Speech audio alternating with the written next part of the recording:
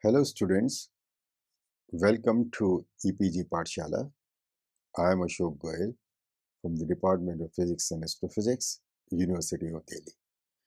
Today we are going to discuss about a module entitled Group Representation from the paper Mathematical Physics. So student, let us see what we are going to learn in this module.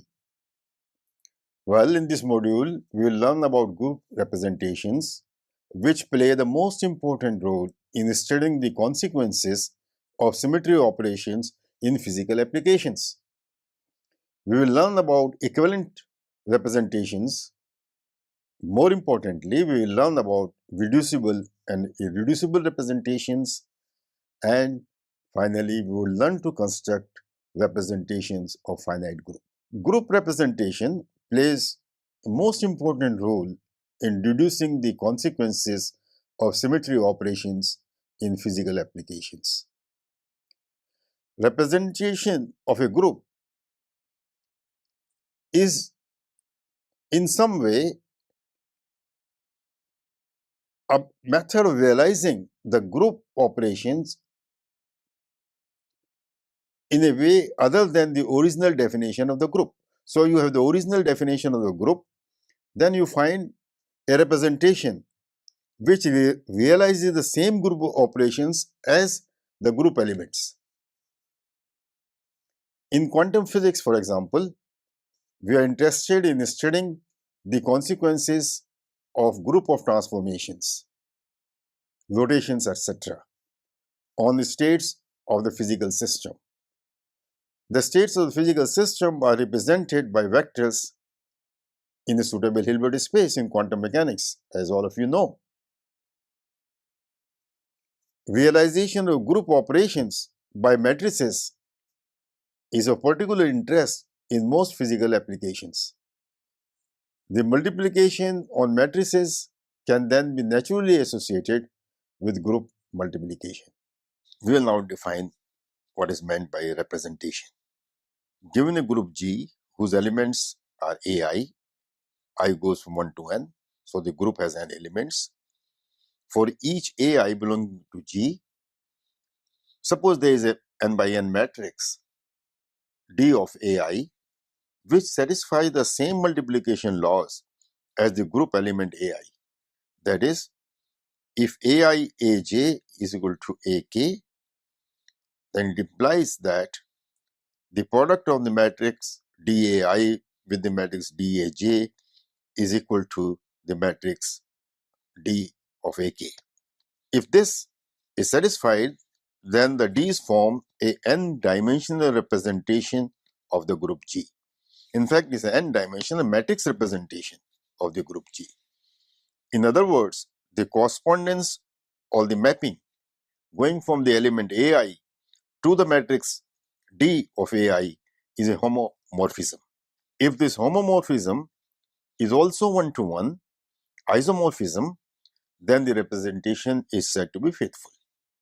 The identity element of the matrix is represented by a unit matrix, and the matrix which represents the inverse of an element is equal to inverse of the matrix representing the element.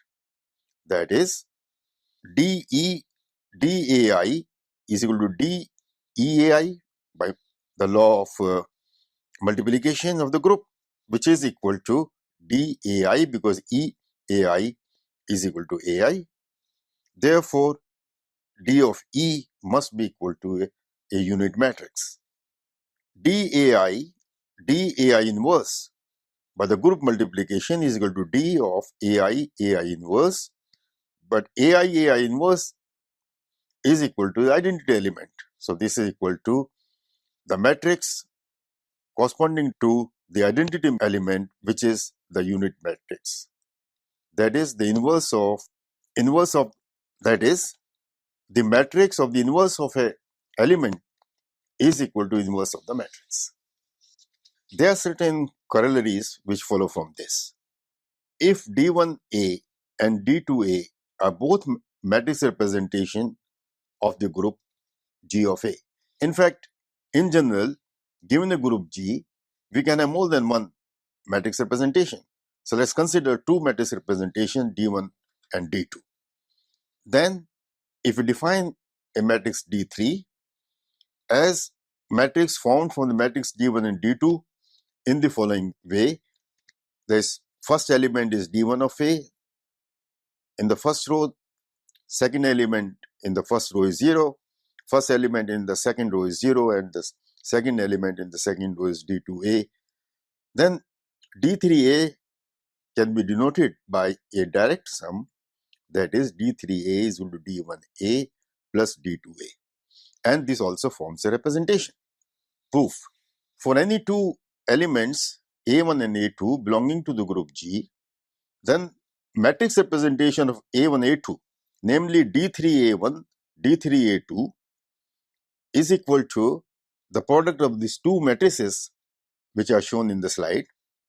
When you multiply the two matrices together, we get a matrix whose first row consists of the product of two matrices D1A1 into D1 of A2, and the other diagonal element of this matrix consists of the matrix D2A1 multiplied by D2A2. But from the rule of group multiplication, the first diagonal element is D1 of A1A2 and the second diagonal element is D2 of A1A2, and A1A2 is equal to A3, therefore is nothing but D3 A1A2. So we have shown that the direct sum of representations is also a representation. In general, we can construct all representations by taking the direct sum of other representation. That is, if D1, D2, D3, Dn, etc. are the representations of the matrix representation of the group, then the matrix DA formed by taking the direct sum of all these matrices is also a representation. So the question we should be asking first is, are there representations that cannot be expressed as direct sum of other representations? There are indeed such representations which are called irreducible representation. That is, the irreducible representation cannot be expressed as a direct sum of some other representation. Be that so, the two questions immediately come to the mind. Number one, are the irreducible representation important? And then, how do we know whether a representation is irreducible or not? Well, the answer to the first question is irreducible representations are important because they are the building blocks and all other representations can be built from them. For example, in particle physics, irreducible representations are the states of fundamental particles, and reducible representation mix these states. Now, how to know whether a representation is reducible or irreducible? Well, there exist in the literature theorems and lemmas which tell us whether a representation is reducible or not. We are going to learn about these theorems and lemmas subsequently. So first let us define what we mean by reducible and irreducible representations. A representation D of a group G is called irreducible if it is defined on a vector space V of D which has no non-trivial invariant subspace. If there exists a non-trivial invariant subspace in the vector space V in which this representation D is defined, then the representation is not irreducible. If there exists no such subspace, otherwise, then the representation is reducible. This means that for a reducible representation, linear operators corresponding to group elements will leave some smaller vector space invariant. The vector space V of D, which is used to generate the representation D of G, has the following property. So, there are certain properties which are satisfied by the vector space V, which has been used to generate representations of G. What are these properties? For every element A of G, and there exists a vector V belonging to the vector space such that A operating on V also belongs to the same vector space. The vector space V is closed under the group operation. When is it closed? It's closed if the operation of any element of G on any vector V which belongs to this vector space does not take us outside this vector space.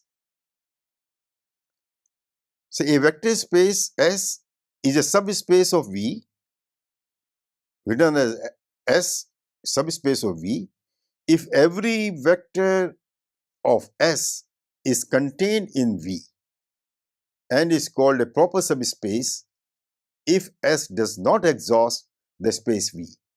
V is a subspace of V but is not a proper subspace. A vector subspace S which is closed under G may possess a proper subspace H which is also invariant under G. In such a case, S is said to be an invariant subspace of V under G, and the space V is said to be reducible under G, otherwise it is not. Having discussed what is meant by reducible and irreducible representations, we will now show that if the representation D is reducible on the vector space V, then there exists a subspace S which is invariant under G.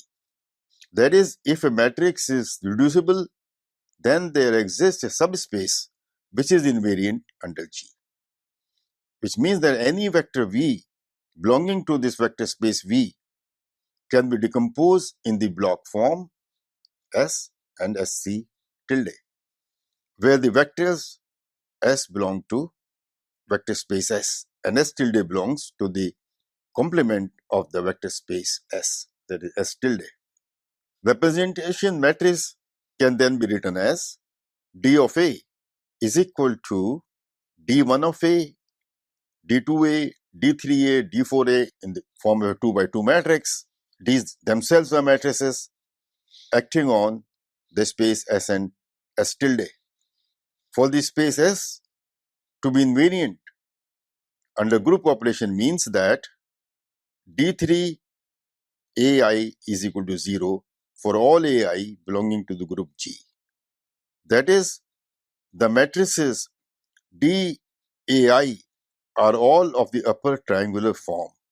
That is, the matrix DAI is in the upper triangular form with all the other elements in the matrix being 0. That is, the way it is written in the slide is D1 AI, D2 AI, 0 and D3 AI for all AI belonging to G. A representation is said to be completely reducible if all matrices in the representation DAI can be simultaneously brought into the block diagonal form by the same similarity transformation U. That is, if there exists a matrix U such that U DAIU inverse is in the form of a block diagonal matrix, that is D1 AI 0 0 D2 AI for all AI belonging to the group G. That is, the space complement to S is also invariant under the group operation. This happens if representation matrices are unitary. Theorem: any unitary reducible representation is completely reducible. Let us assume that a scalar product is defined between two vectors u and v in the vector space V. The scalar product between two vectors is defined as u comma v, which is equivalent to u dagger v. We can choose the complement space SC tilde to be normal to the space S. What does it mean? It means that the scalar product of U and V is equal to 0 if U belongs to S and V belongs to SC tilde. That is, there are two spaces, the space S and the orthogonal space SC. A vector belonging to S is orthogonal to a vector belonging to the complementary space. A scalar product is invariant. Now, it's easy to see that scalar product is invariant under the unitary transformation. Consider the unitary transformation which takes the vector U to U prime. So, U prime is equal to a matrix U operating on the vector U, and V prime is the unitary matrix U acting on the vector V.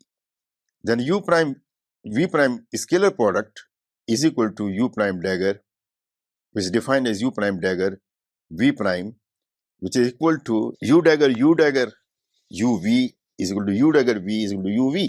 That is, the scalar product is invariant under the unitary transformation. This is a result which is known from your algebra class. Thus, the scalar product of two orthogonal vectors UV is equal to 0 implies the scalar product of the transformed vectors dAIU and dA2V is also equal to 0. Thus, if dAIU belongs to the space S, then dAIV belongs to the complementary space S, which implies that complementary space is also invariant under the group operation. In physical application, we mostly deal with unitary representations and they are completely reducible. Since unitary operators preserve the scalar product of a vector space, unitary representations simplify the group theory applications. An important theorem is that every representation can be made unitary by a suitable similarity transformation. The proof is straightforward. Let D of AR be a representation, that is, a matrix representation of the group G whose elements are E, A1, A2, AN, etc. Consider the sum H formed by multiplying the representation matrices H is equal to sigma, R is equal to 1 to N, D AR, D dagger AR. Defined in this way, the product is Hermitian, that is S dagger is equal to H. HU is equal to SD, where SD is a diagonal matrix whose diagonal elements are real eigenvalues of H. We thus have the diagonal matrix HD is equal to U inverse sigma over R D of AR, D dagger AR of U, which can be written as U inverse D of AR into U inverse D dagger of U, and therefore HD written as a sum of D prime AR into D prime dagger AR, where D prime AR is obtained from DAR by the similarity transformation U prime D AR into U. Now, if we take the kth diagonal element of SD, then SDKK is the kth diagonal element of the matrix SD, which is from the above equation is D prime KJ AR, D prime dagger JK AR, which is equal to D prime KJ into D prime star KJ, which is equal to the sum over R of D prime KJ whole square. And which means that is a modulus square, it is greater than or equal to 0. And this can be 0 if and only if D prime Kj of AR is equal to 0 for all values of J, in which case the representation matrices are singular. Hence, dk is greater than 0. As a consequence, the diagonal Hermitian matrix SD is a non-singular Hermitian matrix. We can now define any power of SD, that is SD to the power m, can be defined whose kk elements are dk to the power m, where m is any real number, positive or negative.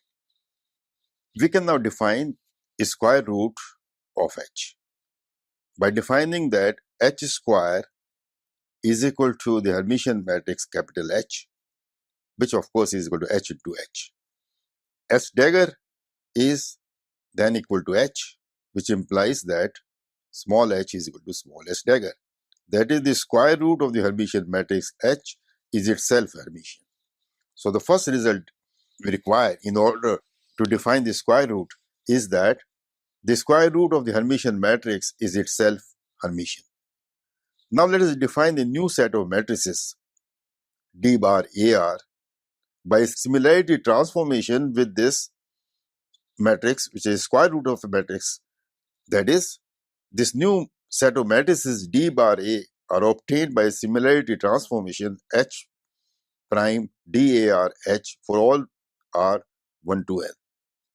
Now, D bar also form representations which are equivalent to the representation DR because they are obtained from similarity transformations. We will now demonstrate that D bar A is unitary. So, consider D bar A, D bar dagger A, D by itself H inverse DAR H, then D dagger is H dagger D dagger H1 inverse dagger, which can be manipulated slightly in a way that you can write this as H inverse sigma over S D of AR AS D dagger AR AS H inverse, where we have used the group multiplication, which is equal to H inverse D AM D dagger AM H inverse, again by using the group multiplication law, which is H inverse capital H inverse, which is equal to a unit matrix by the rearrangement theorem. Hence, the proof is complete. We will now discuss the representations and how to obtain them. Finding the irreducible representation of a group is one of the most important tasks, and this is not always easy. However, for finite groups, it is easy to derive the regular representation from the group multiplication table.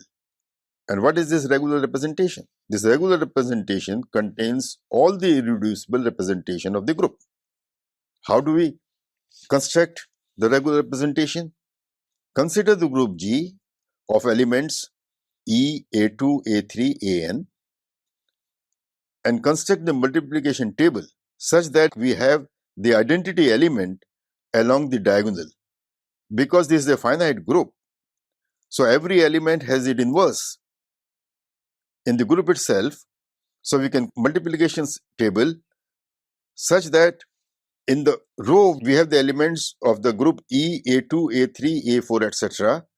And in the column, first column, we have the elements E, which is the inverse of E itself, the inverse of A2, inverse of A3, inverse of A4, and in this way, we construct the multiplication table.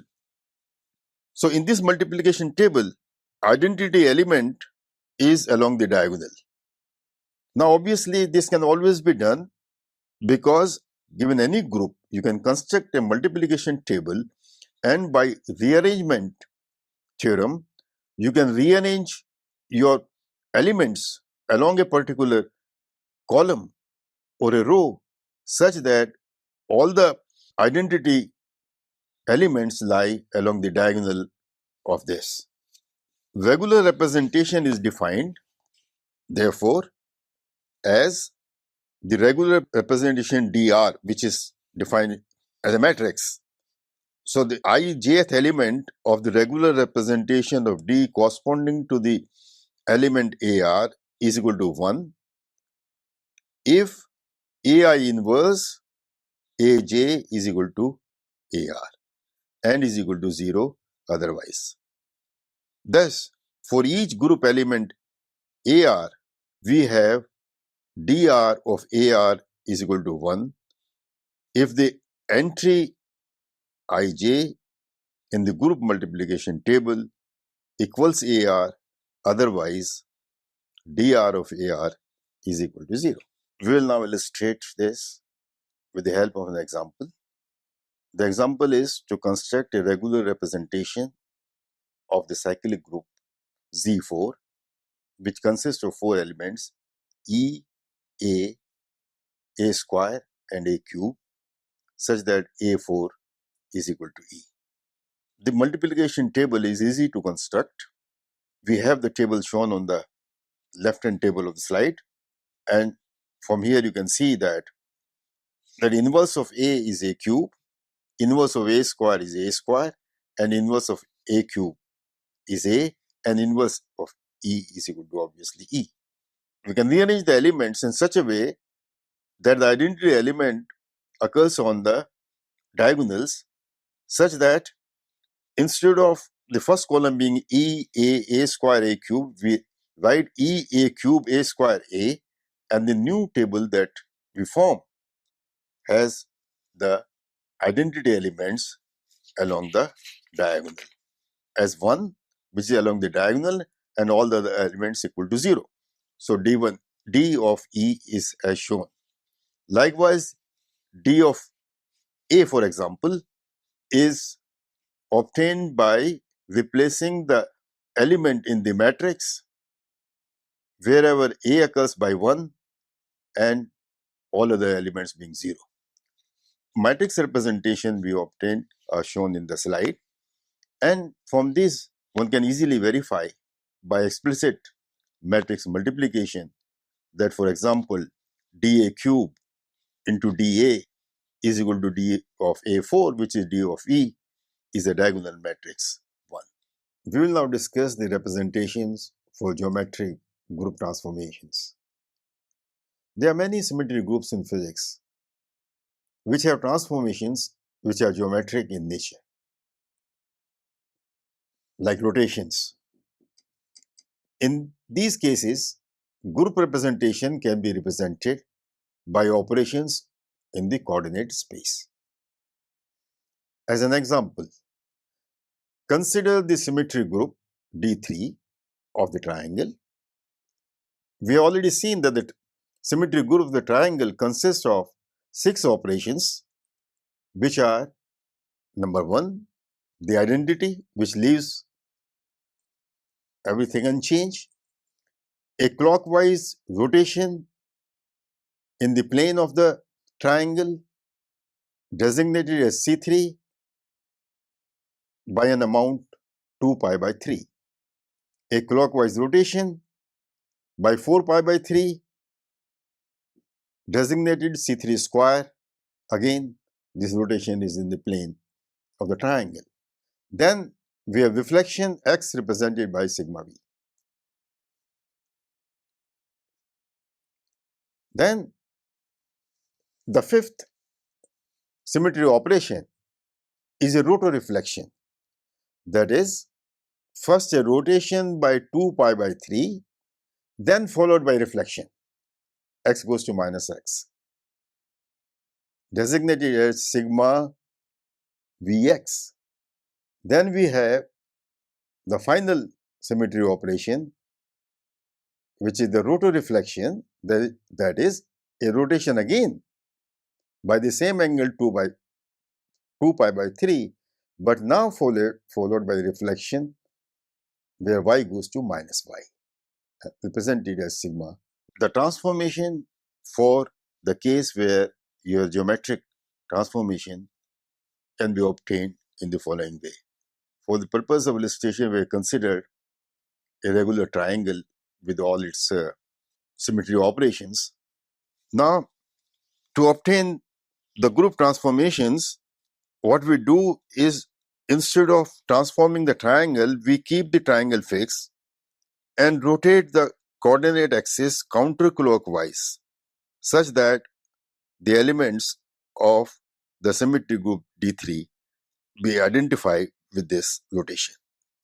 The rotation between the new coordinates x prime, y prime and the old coordinates x, y are given by x prime is equal to x cos theta plus y sin theta, and y prime is equal to minus x sin theta plus y cos theta, which can be written in the matrix notation that the transform coordinates x prime, y prime are given by this rotation matrix cos theta sin theta minus sin theta cos theta acting on x and y. Now the group elements can be generated by the matrix dA such that x prime is equal to dAx, where x is now a vector. Thus, it is easy to see matrix representation of the 6 operators, namely identity. The identity takes the xy back to xy, therefore theta is equal to 0, and therefore E, the element identity representation, is 1, 0, 0, 1, a diagonal matrix which is 2 by 2. C3 is a rotation by angle of 120 degrees, which means that theta being 120, cos theta is minus half, sin theta is minus root 3 by 2, and we obtain the representation of C3 in the form of 2 by 2 matrix, which is a rotation matrix, minus 1 half, root 3 by 2, minus root 3 by 2, and minus 1 half. So in this way, we can construct the matrix representation of all the symmetry operators. So students, let us summarize what we have learned so far in this module. What we have learned, number one, that a n by n matrix represented as D AI, if it satisfies the multiplication law of the group G, whose elements are AI, it forms an n-dimensional representation of the group G. And it is one of the most important representation, the matrix representation. Irreducible representation cannot be expressed as a direct sum of other representation, where if the representation is not irreducible like a regular representation, then it is a sum of all its representation, which always also contain the irreducible representation. Thirdly, irreducible representations are the building block of all other representation. Thus, all the other representation can be built once you have a list of all the irreducible representations. Every representation can be made unitary by suitable similarity transformation. So, if you have obtained a representation in the form of a matrix, then this representation can be easily made a unitary representation by a similarity transformation. And finally, for finite discrete groups, the number of irreducible representation is finite, and they are all contained in the regular representation. Thank you.